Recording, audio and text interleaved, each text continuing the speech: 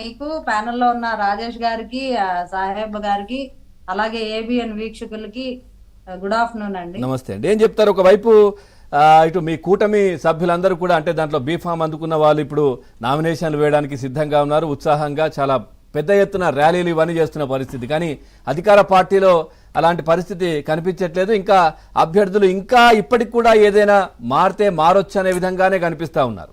ఏం చెప్తారు? ఇంత రాజేష్ గారు సుదీర్ఘ వివరణ ఇచ్చారు. చాలా అక్కడ వైసీపీ పార్టీలో అభ్యర్థుల పరిస్థితి గందరగోళం గురించి, వాళ్ళు మేకపోత గంభీర్యాన్ని గురించి, సిద్ధం సభల్లో జనాలు 200 300 తీసుకొచ్చి జెండాలు పట్టి జయహో జయహో ఇలా ఇలా ఇలా ఇలా ఇలా ఇలా అని అనండి, అదంతా ఎవరు చేస్తున్నారు అనేది ప్రజలకు అర్థమైంది చాలా క్లియర్ గా. 200 300 ఇచ్చి జనాలను తరలించి చేతులు ఊపించినంత మాత్రాన ఏవి ఊగిపోరు ప్రజలు. కరెక్ట్ టైం చూసి కొడతారండి.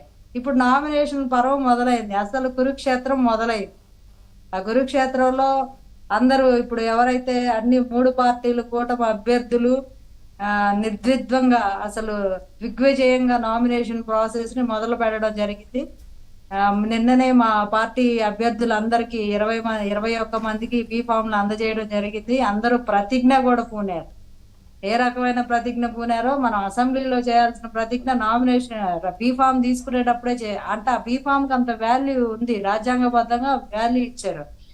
ఎలా చేయాలి, రేపు పోటీ చేసినా గెలిచినా మనం ఏం చేయాలి, మన రాష్ట్ర అభివృద్ధి కోసం మనం ఎలా కట్టుబడి ఉండాలి అనే విధంగా చాలా క్లియర్ గా, వెరీ క్లియర్ గా, ఇది ఒక రకంగా చెప్పాలంటే రాజకీయాల్లో ఇప్పటి వరకు నేను ఇట్లాగ బీఫామ్ ఇచ్చేటప్పుడు ప్రమాణాలు చేయించేది నేను ఎక్కడ చూడలేదు. నిన్న మా పార్టీ అధ్యక్షులు వారు చేపించారు ప్రమాణం. సో అట్లాగే రేపు అదే స్పీడ్ తోటి జనాల్లోకి వెళ్తారు. ఒకవైపు ప్రజాగళం, వారాహి, యువగళం ఇవన్నిటి తోటి మనం ఎటు జరుగుతూనే ఉన్నాయి. ప్రజల్లో మమేకం అవుతున్నారు, సభలు పెడుతున్నారు, ప్రజల్లో వచ్చిన స్పందన చూస్తున్నాము. కూటమిదే విజయం అని అన్ని రకాల సర్వేలు ఏకపక్షంగా చెప్తున్నాయి. ఒక జగన్మోహన్ రెడ్డి గారు సొంత మనుషులతో చేపించుకున్న అద్దె సర్వేలు తప్ప మిగతా జెన్యున్ గా న్యూట్రల్ పీపుల్ తో సహా ఈ రోజు చేసిన ప్రతి సర్వేలో కూటమిదే విజయం, కూటమిదే పీఠం, వన్స్ మోర్ కూటమి అనే చెప్తున్నా. సో ఇలాంటి పరిస్థితులు జగన్మోహన్ రెడ్డి గారికి ఫ్రస్ట్రేషన్ ఎక్కువైపోయి పాపం ఆయనే దాడి చేయించుకొని సింపతి డ్రామా అన్న చేద్దామని కొంచెం ట్రై చేశాడు. అది వర్కౌట్ అవ్వలేదు. సో ఒకటి అనుకుంటే ఇంకోటి, తాను ఒకటి తెలిస్తే భగవంతుడు ఇంకోటి తెలిసాడు అన్నట్టు పాపం కోడికత్తి డ్రామా సింపతి వర్కౌట్ అయిందని చెప్పి గులకరాయి డ్రామా కూడా వర్కౌట్ అవుతుందని ఏదో ట్రై చేశాడు. కొత్తగా ఏం కాదులేండి, పాత స్క్రిప్టే, పాత రొట్ట స్క్రిప్ట్ తోటే మళ్ళీ ట్రై చేశాడు. కాకపోతే ఈసారి ప్రజలందరూ 80% గ్రామాల్లోకి వెళ్ళి ఎవరిని అడిగినా ఆయనన్ని డ్రామాలండి, రాయి తగిలి ఉండదని అంటున్నారు. ఎవరు ప్రజల్లో అసలు ఏ మారుమూల గ్రామాల్లో ఒకళ్ళిద్దరిని కదిలించినా ఆయన మీద దాడి చేశారు అంటున్నారు. మరి మీరు ఏమనుకుంటున్నారు? నిజంగా దాడే పోడా ఆయన కొట్టుకొని ఉంటాడండి, రాయితో ఓట్లు పడతాయని అని అసలు అవగాహన లేని వాళ్ళు కూడా చెప్తున్నారు.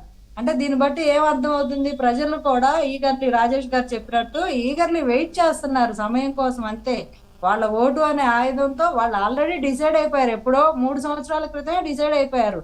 ఎప్పుడైతే ఆయన కూల్చివేతల పర్వం, ప్రజల మీద కేసులు, అక్రమ కేసులు, ఇష్టం వచ్చినట్టు ఏకఛత్రాధిపత్యం, ఇసుకను దవ్వుకోవడం, మట్టిని దవ్వుకోవడం, గ్రావెల్స్ దవ్వుకోవడం, అన్ని అంటే మద్యపాన్ని నిషేధం చేశాక ఓటు అడుగుతా అన్న పెద్ద మనిషి ఈ రోజు బెవరేజ్ కార్పొరేషన్ ఆఫ్ అతన్ని డైరెక్టర్ ని కూడా మనోళ్ళు ఈసీ ఎలక్షన్ కమిషన్ వేటు వేసింది, చూశారు కదా.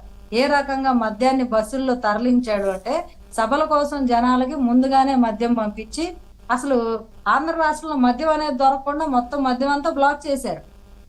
అంటే వేరే పార్టీల వాళ్ళు ఎవరికి ఇంకా మద్యం పంచకూడదు అన్నట్లుగా, అసలు ఎవరికి ఏమి దొరకకూడదు అన్నట్టుగా మొత్తం వైసీపీ కన్సంతల్లో పెట్టుకుంటే మరి వేట్ అయ్యాక ఏం చేస్తారు? సస్పెండ్ చేయక ఏం చేస్తారు? ఇంకా సస్పెండ్ చేయాల్సిన అసలు సిసలైన 3 ఉన్నారండి మేధావులు. ఆ 3ను కూడా సస్పెండ్ చేస్తే ఫెయిర్ ఎలక్షన్ జరిగిద్దని మేము భావిస్తున్నాం. ఆ 3 కూడా త్వరలో రాబోయే 24 గంటలు 48 గంటల్లో వాళ్ళు కూడా ఉద్వాసన పలికితే ఫెయిర్ ఎలక్షన్ ఉంటది. ప్రజలు ఇచ్చే తీర్పు, ప్రజా దెబ్బని రుచి చూడబోతున్నారు జగన్మోహన్ రెడ్డి గారు. 2024లో ఇంకా ఉంటాడో లండన్ పారిపోతాడో తెలియదు. ఈ పాటికే లండన్ ఒకసారి వెళ్ళి మొత్తం మూటలన్నీ పెట్టుకొచ్చుకున్నట్టున్నాడు.